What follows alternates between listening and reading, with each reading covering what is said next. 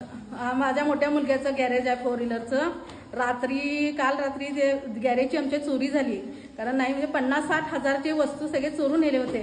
आणि सकाळी आमचा मुलगा जाऊन तिथं बघितला की सगळे वस्तू नेलेले होते. फोन करून सांगितलं असं चोरी झाली. चोरी झाल्या म्हटलं मी स्वामींच्या जवळ उभारले.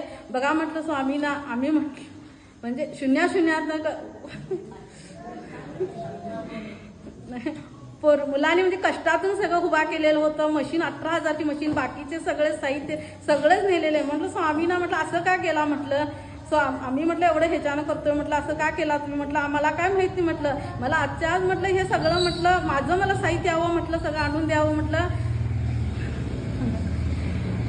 स्वामीनं सांगितलं आणि बालसंस्कार केंद्राला मी तिथं आलो म्हटलं काकीना म्हटलं मंदिरात नाही जायचं काकी आज इथंच घ्यायचं म्हटलं तुमच्या घरातच बसलं. तरी पण माझं तिथं चित्त लागत नव्हतं. मी स्वामींच्या फोटोकडे बघून सारखं सांगत होती की माझ्या मुलाची वस्तू सगळी गेलेलं आजच्या आज कोण नेलेलं आहे त्यांना पकडा आणि आज साहित्य माझं मला पाहिजे. तरी काकीना बी कसं वाटलं काय आता असं साहित्य कोण आणून देणार. तरी पण मग इथनं बसलो बालसंस्कार करून घरला गेल्यानंतर माझ्या मोठ्या मुलग्यानं फोन केलं मम्मी तो चोर गावला म्हणाला. कुठं मला गावला म्हटल्यावर मी नेसरीला गेलो. तिथं भंगार वगैरे हे घेतात तिथं जाऊन बघितलं. परत कवाडला बघितलं तर तिथं एक टेम्पो उभारलेला की टेम्पोमध्ये सगळं साहित्य होतं.